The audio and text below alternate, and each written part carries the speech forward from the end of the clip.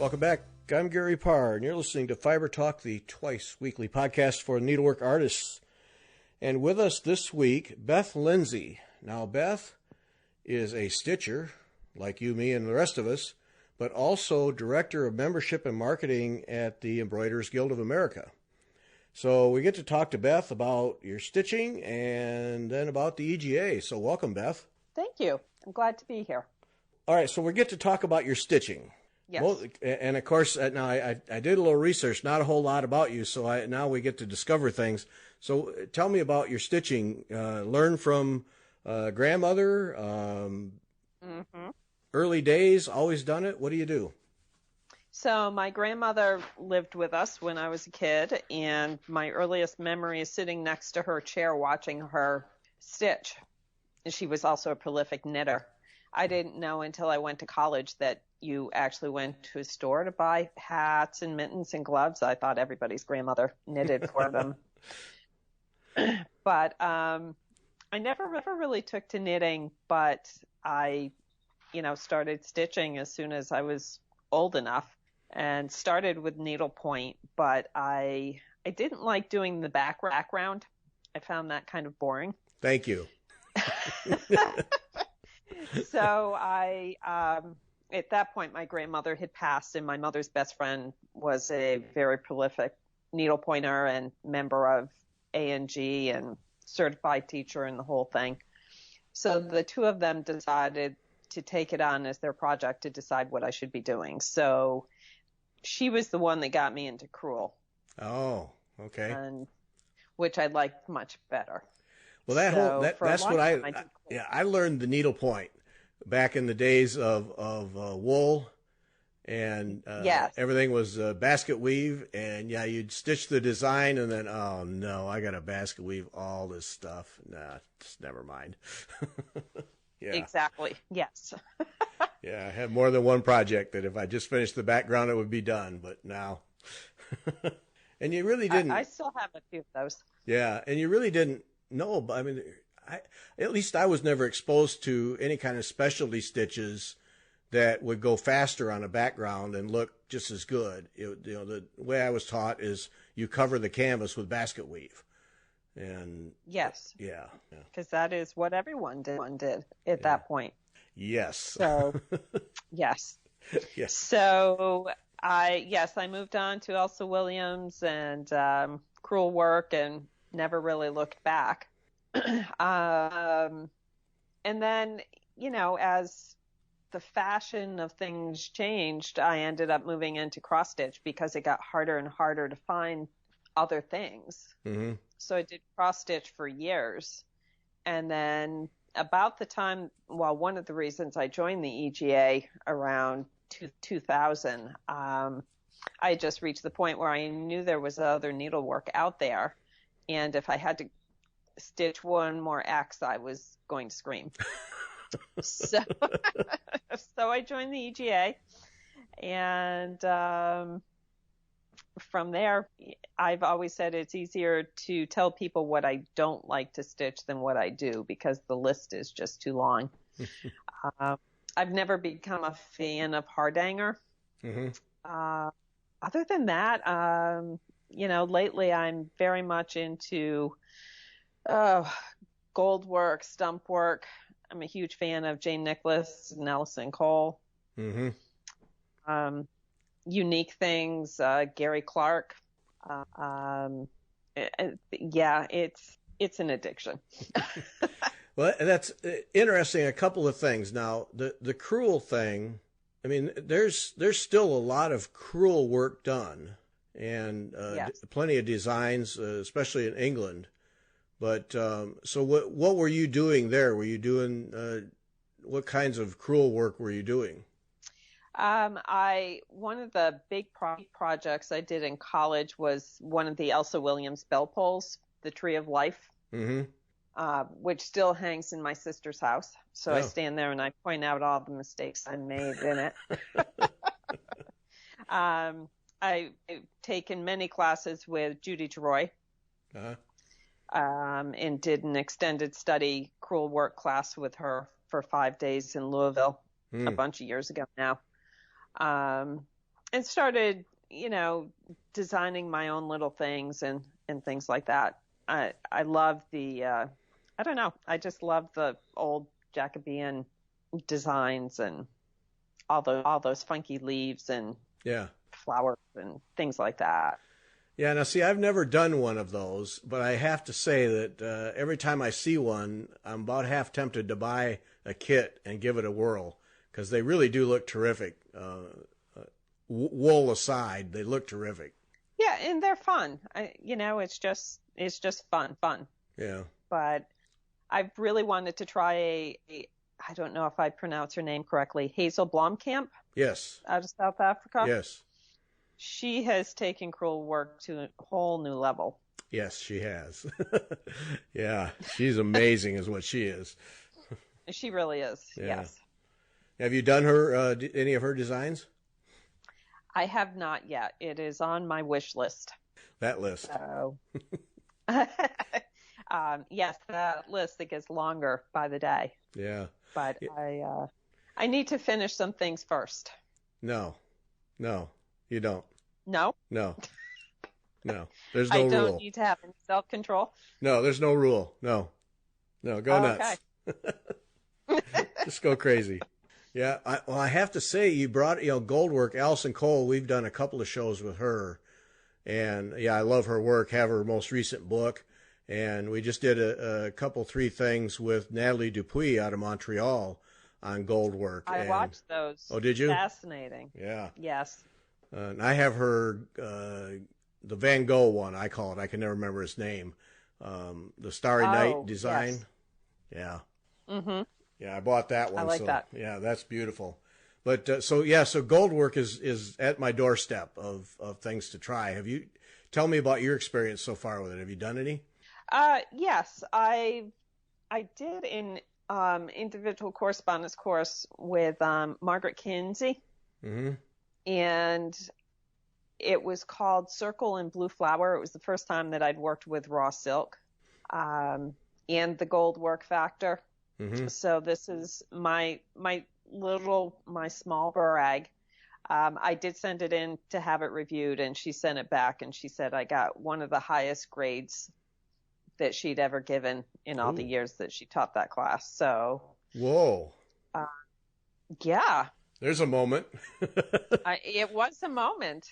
I really kind of geeked out there. Yeah, but it's, I really enjoy it. It is very technical. It's very different from doing crewel work. Mm-hmm. It's sort of like, it works out the other side of your brain. Yeah. I remember asking Mary Corbett one time about gold work, and she said, there's really nothing difficult about it. It's just tedious work. And that's okay. It I don't is. mind. It is. But I think at the end, the end product that you get is worth all of that. Yes. Yeah. No, I don't mind the tedious work. Just sitting there fiddling, trying to get it exactly right. I'm fine with that. I'll do that all day long. But the end result is like nothing else, right? Yeah. I do have an Alison Cole project in process. This gold work. I have another Margaret Kinsey. Trying to think what else. Those are the 2 that come to mind at the moment. Now, are you okay? I was tangent here. When you do these kits, are you buying the materials in larger quantities, knowing you're going to do multiple things, or are you doing a by kit thing? I'm doing a by kit thing. Okay. I haven't reached the point of buying in bulk. Okay, because I just wondered if you're going to use X amount of pearl, and it's going to show up in another kit, do you just go buy, a whatever of it, and then know you have it? Is it more economical that way? I don't know. I've never priced it out, but that's a good question. Yeah, it just seems like a technique that's worth asking the question of, okay, if I buy a yard, am I better off buying 5 yards and know that I'll use it in other projects? I don't know. Right. Yeah. Well, and the materials are valuable enough that I am much more careful when I do finish a project, packing it away and making sure everything's labeled so that if I do want to use it again, it's like, oh yeah, I think I might have some of that. Yeah. Yeah. I was talking with someone on a live show. I forget what it was, but talking about that thing. Cause I mean, when it comes to stitching samplers and other things, I mean, I am not careful with thread. If it starts to be worn at all, I just end it, cut it off, throw it away.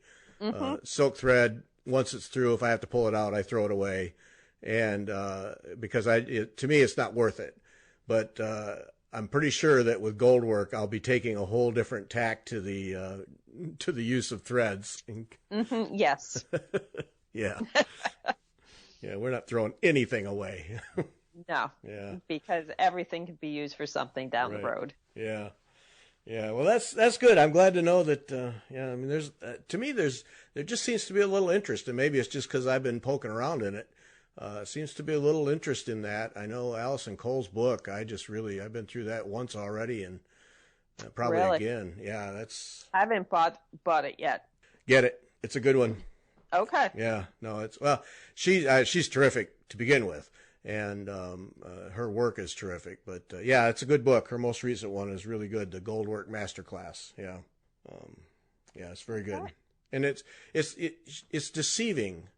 Because when you say Goldwork Masterclass, you expect a high level of content, advanced, but it's not. It's the whole spectrum right from scratch. Here's what you need. Here's how you begin, all the way through to the advanced stuff. So it's very useful book to me, and a good reference book.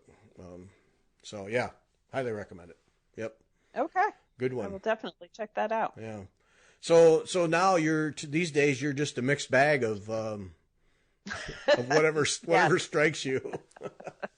Well, and that's what I always say. People talk about they have a stitch rotation, and everybody seems to do that differently.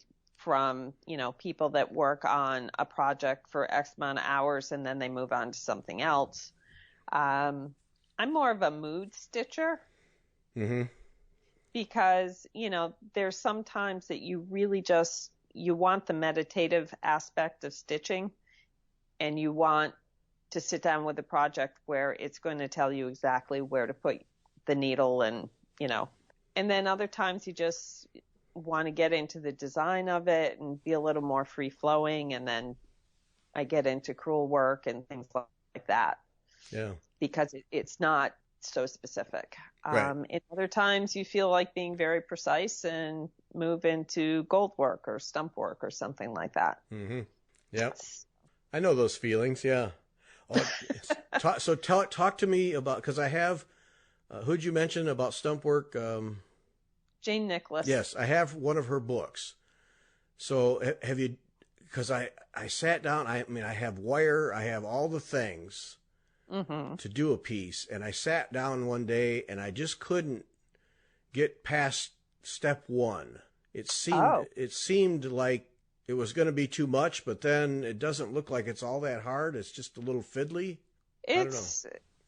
In that respect, it's very similar to gold work because it is just kind of, fiddly is a good word for it. But when you break it down step by step, it's really not that hard. No? No. It's pulling together all the stitches you already know. And it's the wire piece of it will kind of remind you of the gold work type of work. And so it's, it's fun. All right. So you've never interviewed Jane Nicholas? No, I've not been able to connect with her. No. And I have, like I said, I have one of her books, and I've not been able to connect with her. I want to badly. Yeah, I want to talk about stump work. I've done a couple shows with stump work people, but I'd like to talk with her. I've taken a couple of her classes. We actually hired her to come and teach for our region. Probably about 10 years ago now. And it was the first time I took a class with her. And it's very intense. Okay.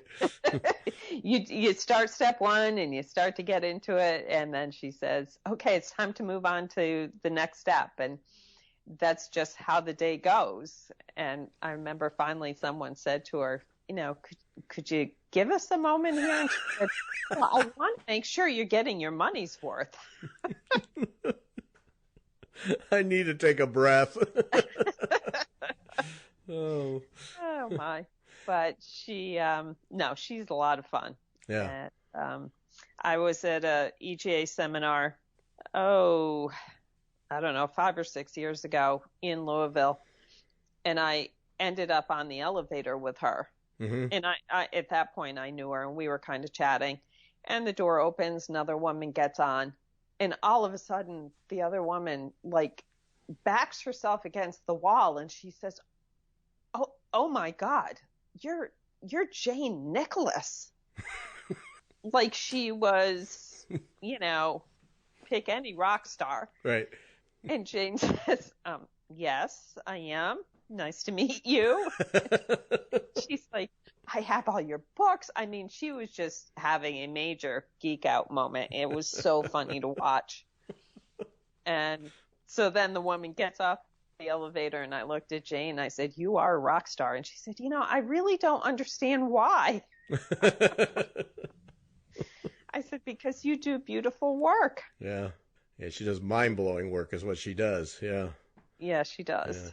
Yeah. But that's, I think that's interesting because you see that from time to time with people of her stature in the needlework market.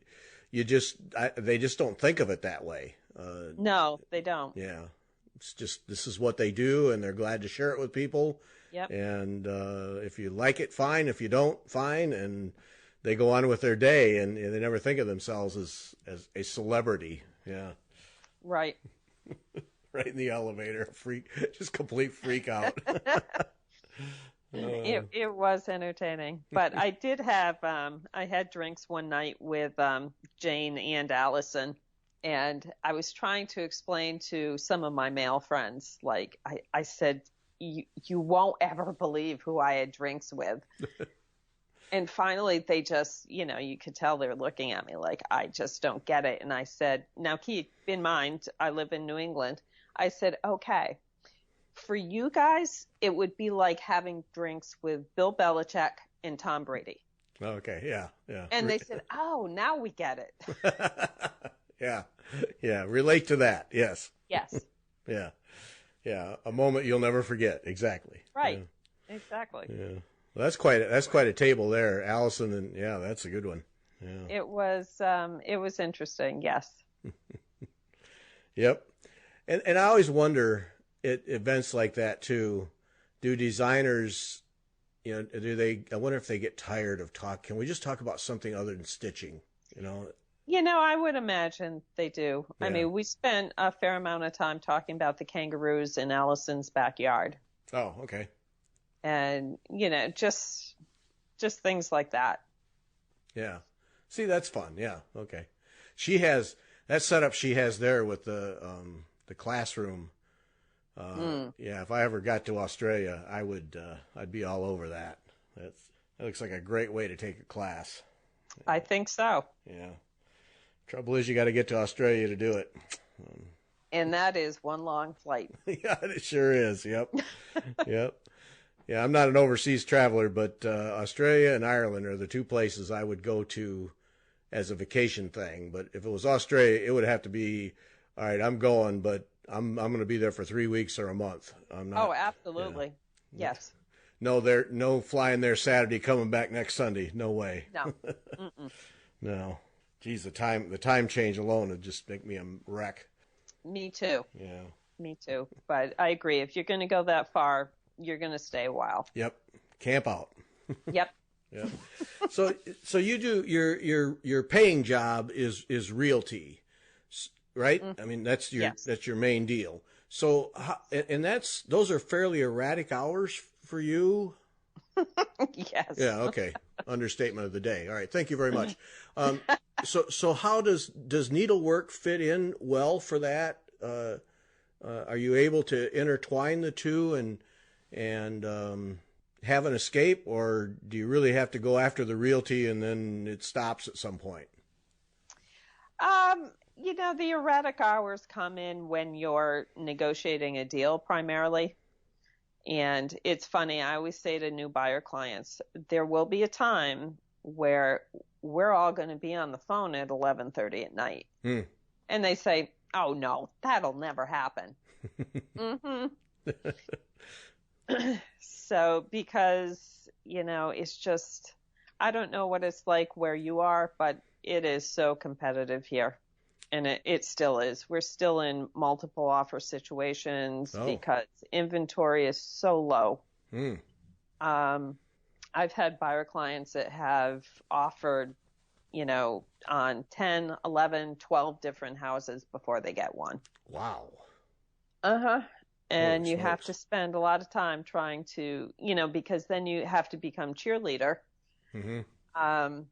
Because you don't want their hopes to be dashed, and they will get a house eventually. Yeah. But with a first-time home buyer, it's really hard to have them understand that and not have them get discouraged. Yeah. Yeah. So. Now, yeah. I just wonder, because sometimes I think of jobs like being a realtor, not unlike being an actor, where it's hurry up and wait, and Mm-hmm. so I just wonder, Very much so. does it help fill that time? It does.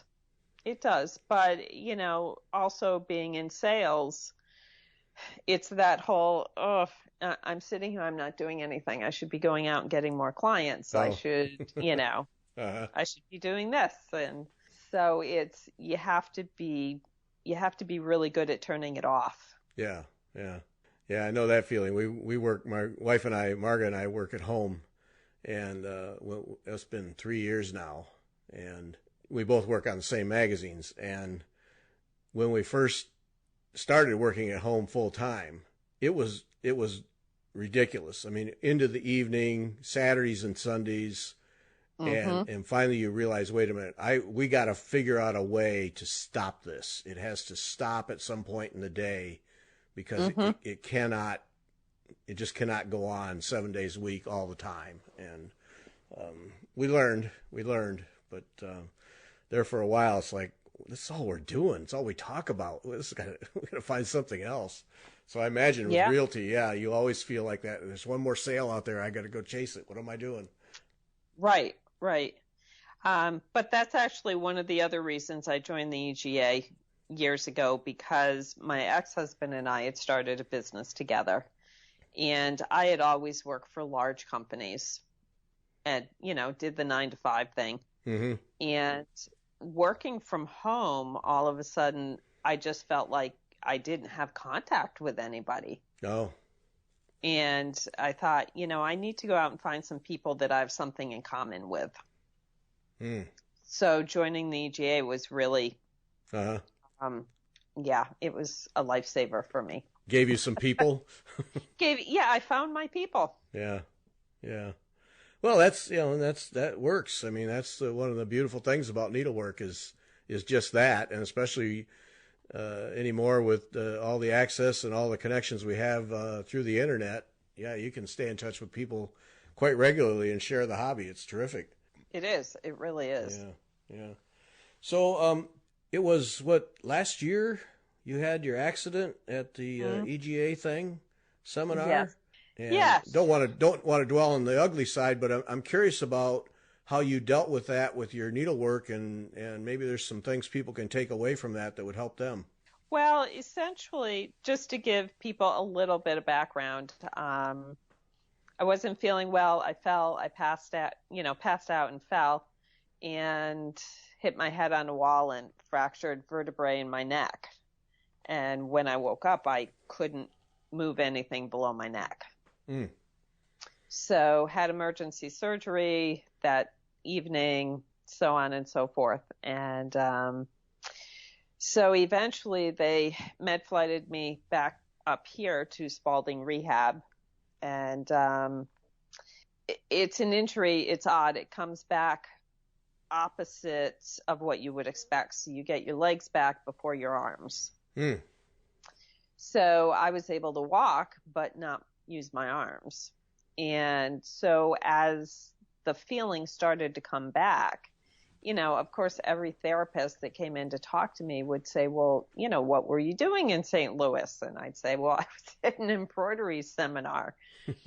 And so they start to realize, if you're willing to travel to St. Louis to go to a seminar for 5 days, wow, this must be a really important part of your life. Right.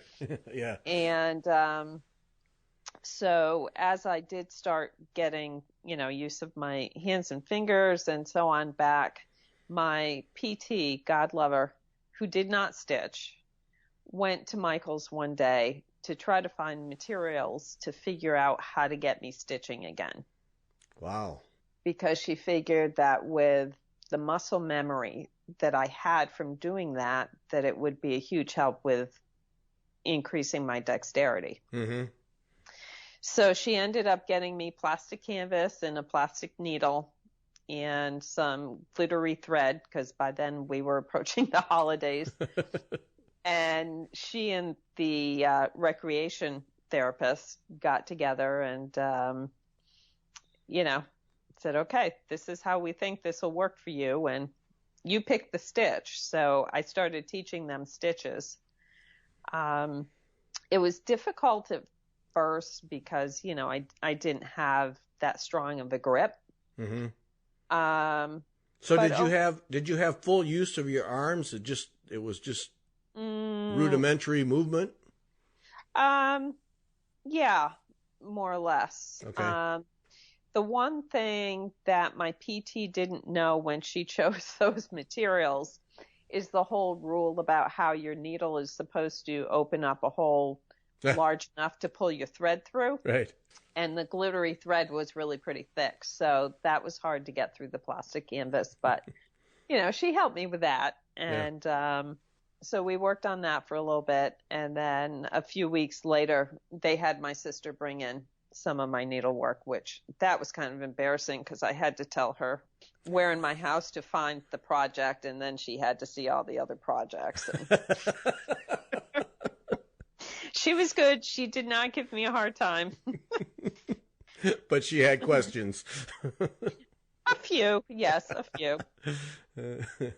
So, I had her bring in a cross stitch project that I was working on, and I had the ability to find the hole to come up through, but the problem was I didn't have full sensation in my fingers to know if I was gripping the needle or not. And I had to keep looking underneath the fabric, which was really kind of irritating, especially when you're still in a C-collar. Oh, jeez. And so I eventually, once I got out of rehab, I stayed with my sister for a while. And I thought, there's got to be an easier way. So I actually went back to needlepoint. Because I thought, well, I can see through the canvas and I don't have to keep looking underneath. Mm-hmm. So that's what I finally started doing, and that worked a lot better. So then you could get some kind of a rhythm going. I could, yes. But, and it was funny even, so then I moved to working with outpatient therapy. Well, they were coming to visit the house at that point. And same thing, the OT person was like, I just want you stitching as much as you can. She said, I think that's how you're going to get more sensation back and more use, dexterity and fine motor skill back. So they could tell that rhythmic movement and precision work was going to make those nerves get back to work. Yes, because it was a matter of, you're reconnecting your sensory nerves and your the nerves that control your muscles. So they said, it's best to do what you're most familiar with doing. Mm-hmm. So, it was really kind of funny to have everybody say, oh, just keep stitching. Okay. Darn it, really? Yeah, don't have to ask me twice. So what is that like? Is it a progression then for you where you could consciously see progress and you started to get faster and better at it? Or was it a battle all the way? In the beginning it was an effort. Don't get me wrong. And again, a lot of it was because I was still in a C collar because I had to stay in that for 3 full months. And trying to look down when you have that collar on, it's just like, seriously. So once I got that off, things became a lot easier. But what I found was because, you go to bring your needle back up, you kind of have to move it between your fingers. Right. And I still was having problems doing that. So what I ended up doing was taking my needle minder and I'd set the needle on that and then I could change position. Okay. I don't have to do that anymore. I can now manipulate. I'm slower than I was, but again, it's still getting better. Yeah. And it's definitely a situation with the more I do, the more I can do. Mm-hmm. So. No, it's interesting because we've had here on various podcasts more than one discussion about the therapeutic value of needlework, mentally and physically, and this to me is a clear example at an extreme level that it really is true that there's a lot of benefit to that. And I got to believe mentally, as you're recovering from all of this, that helped you too, in terms of I'm getting back to what I love to do and I'm making progress at it. Yeah. Yeah. So actually, last night I finished the needlepoint piece that I had started. Yeah. So yeah, I started trying some bead embroidery that I had been working on. So again, it's slow, but it's going okay. As long as I don't stab myself with that beading needle. Those things are pretty sharp. Yeah. Yeah, they're kind of lethal. Yeah. Especially if you're used to tapestry needles. Yep. Mm-hmm. Yeah. Ouch. Yeah. Yeah, exactly. So what are some of the ergonomic things that you've learned through this that others might apply to their own stitching? I mean, especially with a neck situation like that, you must have to be very conscious of your ergonomics. That sounds like a really good thing that I should be doing, and I am so bad at ergonomics. Never mind. Moving on. I know I sit in a really bad position, and I'm all hunched over, and I'm on my couch, and yeah. Okay, never mind. So sorry, I can't help you out with that one. I just envisioned that they had you sitting upright and being very careful with your arms fully supported, and no. Okay, she's on a couch curled up like everybody else. All right. Early on, yes, I was, but now I've reverted back to old bad habits. Okay. Well, you get away with them. Do it. Yeah, that's great. So that's terrific there that you went from, couldn't feel anything from the neck down, and now you're back to needlework. That's great. And yes. Great is an understatement. Yes. Yeah. And that's what, a year? A little more than a year? About, let's see, 8 months. Wow. I'm at 8 months out now. So what do I know? But it sounds to me like you've made tremendous progress then. My doctor said yes, because I had made a comment before I left the rehab facility about, slow and steady wins the race. And he says, yeah, but you haven't really been that slow. Okay, I guess it just seems slow to me. Yeah. But nobody ever progresses as quickly as they want. We're all impatient people. Right. Yep. Well, that's good. That's good that you got through that. Things at least are semi-good. That's had to have been scary. Well, and I have to say the EGA community was just amazing. Mm-hmm. Seriously.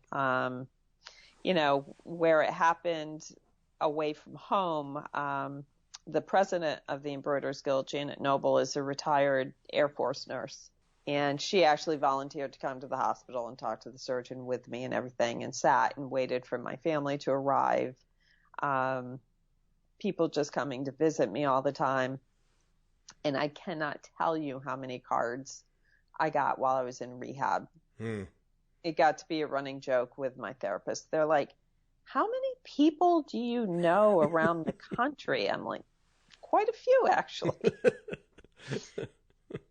Well, that's great. You don't feel like you're alone. Yeah. No. You're alone with a few thousand other friends. Yep. Right. Exactly. Yeah. That's great. Well, speaking of that EGA, now you're the director of membership and marketing. Mm-hmm. And people who listen to Fiber Talk know that Vaughn and I recently joined as members at large, and our explorations of EGA, we got pretty excited about what it's been. Well, neither one of us had looked at it much at all for quite a while, and we were both. I mean, we had a phone conversation. We were both very surprised and pleased with what we saw. Just off the website about EGA and what it's doing, and we were at Nashville, and one of the exhibitors was featured in the magazine, and I was really surprised to see a magazine that didn't look like an association magazine, and so we both joined because we just thought, wow, this is an organization that has done a shift. Is that a conscious thing that where you guys sat down and said, look, we need to find a new level, or is it something that's evolved? It's a little bit of both. I mean, it's definitely something that has evolved over the past 5 years or so, I would say. When I took over, so we go in 3-year terms, so I'm 2 years into my term. And when I started, I was tasked with hiring a new advertising agency. And so I sent requests for proposals out to a handful of Louisville companies because our headquarters is there. We thought we should have a local company. Yeah. And, every single person wanted to talk to me before they submitted their proposal. And so I gave everybody a half an hour of time. And the one thing I said to every single one of them is, right now there's such a resurgence of craft in the country that, if we can't make a go of it now, I'm not sure that we ever will. And they all agreed and said, there really is, between things like Project Runway and, cities that have maker spaces, and how knitting has taken off again. And then with the pandemic and people staying home, it's grown that much more. Yes. It's not been a fun thing to have to stay at home, but, at least if you can do something you enjoy.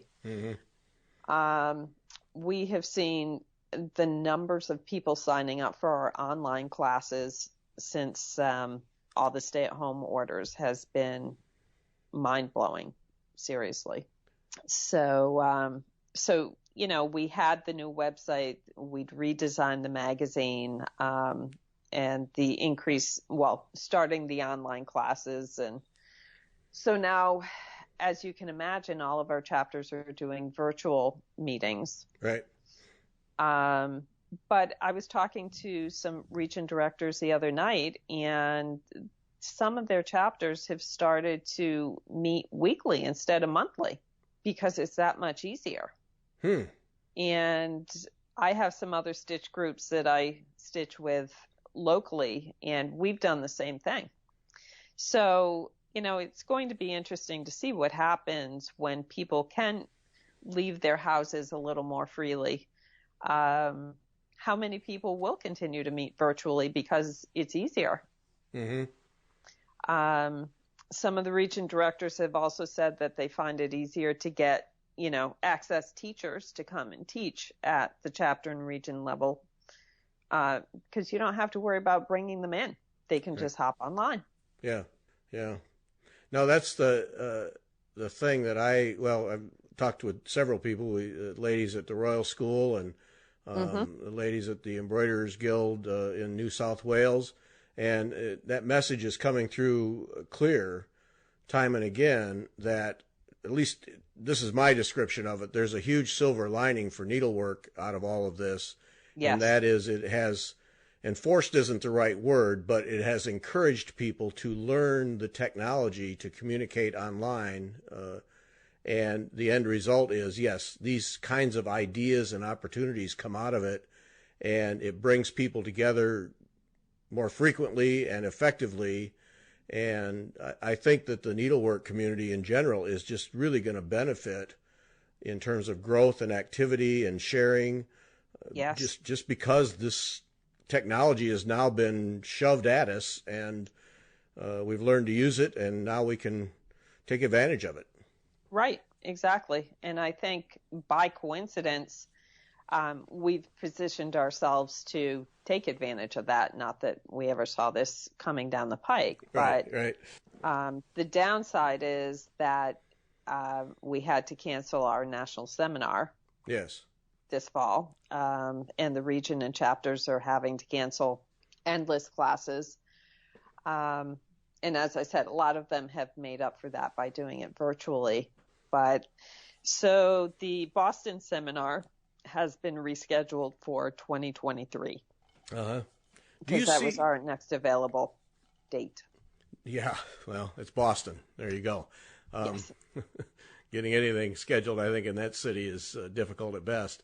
But do you see, as a result of this, do you see these annual seminars changing in makeup to have more of an online component running in conjunction with the site? I'm wondering if that is what we're going to start to see. I mean, obviously, time will tell. When I'm talking to our ad agency about our marketing efforts, we always talk about we're trying to reach three different groups of people. People that want to learn, people that want to be inspired, but people that want to be in a community of like-minded people.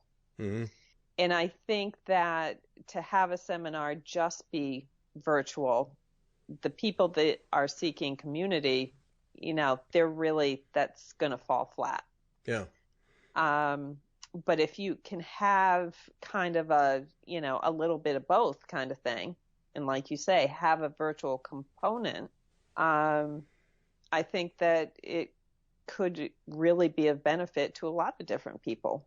Yeah, well, grow the number of people attending. Yeah. Well, and I think of young people who would like to get involved, but I've got kids. I can't do it. Exactly. I can't go away for a weekend. Or if I could go away for a weekend, I'd like to do it with my family. But I could sure scare up 3 or 4 hours on a Saturday afternoon during the seminar event to take a class online. Yeah. Right. So I think that it's just a natural progression to go in that direction. I really do. Yeah. Well, it'd be interesting now. Of course, EGA planning on having the seminar next year. I assume that's still intact. Yes. Mm-hmm. Yeah. So we have contracts for the next 2 years in place, and planning is so our next 2 years are Chicago and in New York City. Mm-hmm. Yeah. Yeah, it'll be interesting because I don't see us going backwards from all the virtual connection. I really don't. Yeah, it seemed it would be almost a mistake to do that. Yes, I agree. And the online activities, I mean, and folks, go to egausa.org and check out all the online courses, little short courses. What do we call those? Lightning rounds? Oh, the lightning rounds, yes. Yeah. But there's so much being offered there right now, and I assume that we're getting good activity with that? We really are, yes. It was funny, probably in March, because our president has to sign checks over a certain amount. So she was asked to sign a check for something, and she was like, what on earth is this for? And they said, well, it was for the expenses to pay the teacher for the next online class, because so many people had enrolled that the expense piece of it reached a point where she had to sign a check. She said, I've never had this happen. So, and the nice thing with online classes is that you don't have to worry about a maximum in most Right. cases. Right. Teachers will take as many people as want to sign up. Yep. Yeah, to me that's that's huge, and It on is. top of it, you don't have to travel, so then it opens the doors globally Yes. for people who'd love to, but coming to the States just is never going to happen for them. But they can get a class with their favorite teacher or a design they would just love to stitch and learn how to stitch, and it makes it accessible. Yeah. Yeah, exactly. No, it's there's just I think there's just an awful lot of pluses that will come out of this. Sad that we have to go through this virus thing to get them, but Right.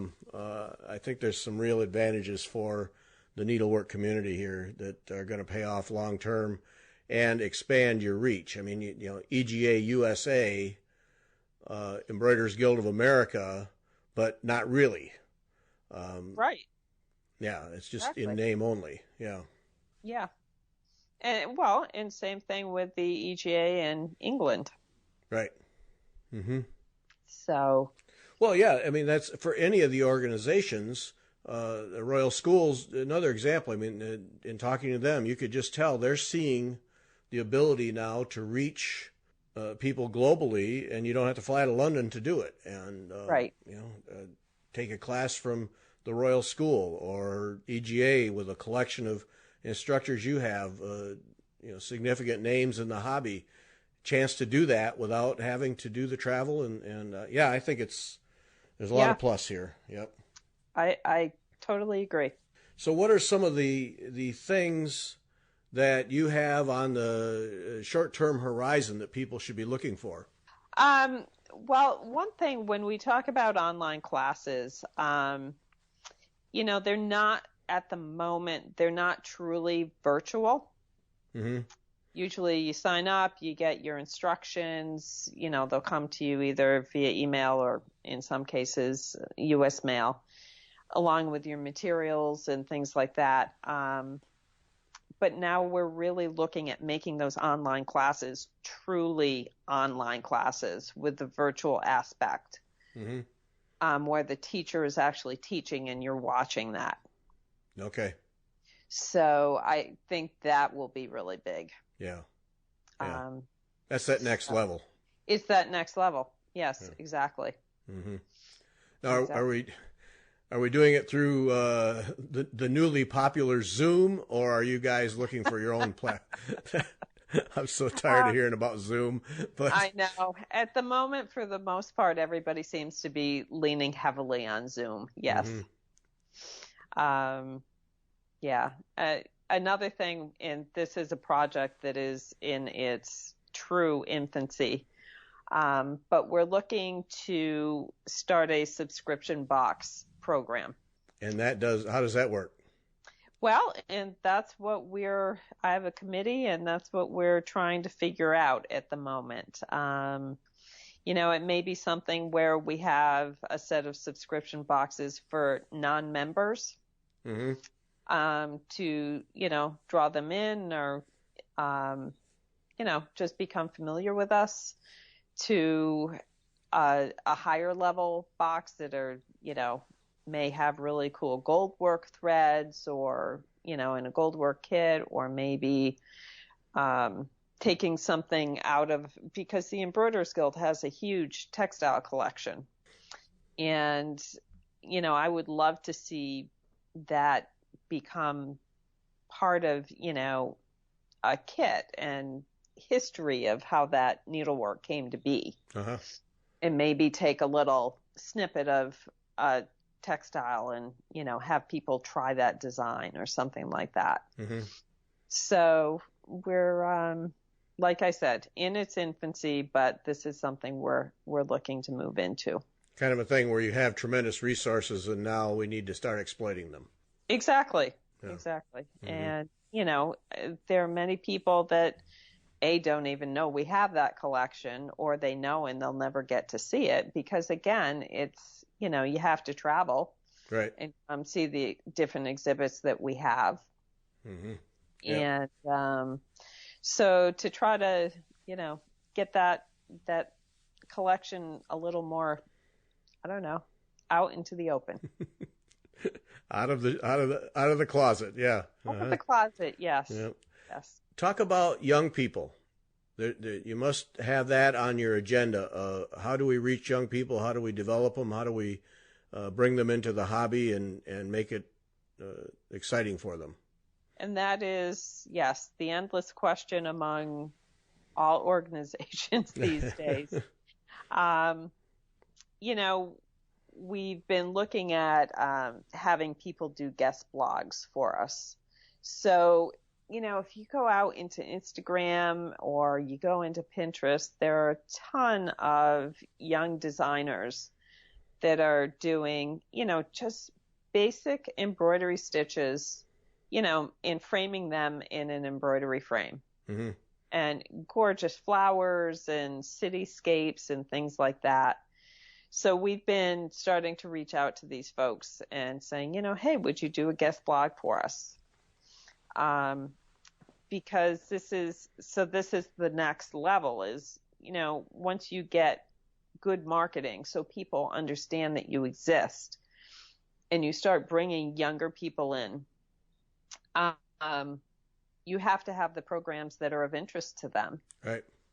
So that they want to join and they want to stay. Mm-hmm. So that's the piece that we're trying to, you do kind of have to build it so that they will come. Yes. Yeah. And that is the conversation that we are very deeply into at the moment. Well, that's good. Yeah, you can't have them show up and then, all right, this is what we do, and, well, that's what my grandma did. Well, right. Yeah. You have to have something fresh and exciting for them. Yes. Exactly. Yeah. So, and there are some very interesting younger people. I follow them on Facebook and Instagram, and the things that they're doing on a daily basis, it's like, wow. Yep. So. Fresh views, fresh minds. Yep. Yes. Mm-hmm. Yes, exactly. And, more projects I want to do. Yeah. You don't have to finish the ones you're working on. Just get more. It's okay. Okay. Yeah. Okay. Just write that down. Write that down. It's okay. I will. All right, Beth. Thank you. That's fun. Thank you. It was. Enjoyed it. All right. EGAUSA.org is where you get all this stuff. Go check it out. I'm telling you, it's worth it. And as I've said to more than one person, if you are going to look in the gallery section of that website, don't do it when you're in a hurry to get somewhere, because you're going to need some time. Yes. Yeah, that'll stop you every time. Thanks, Beth. Thank you. It's been a lot of fun. I've enjoyed it.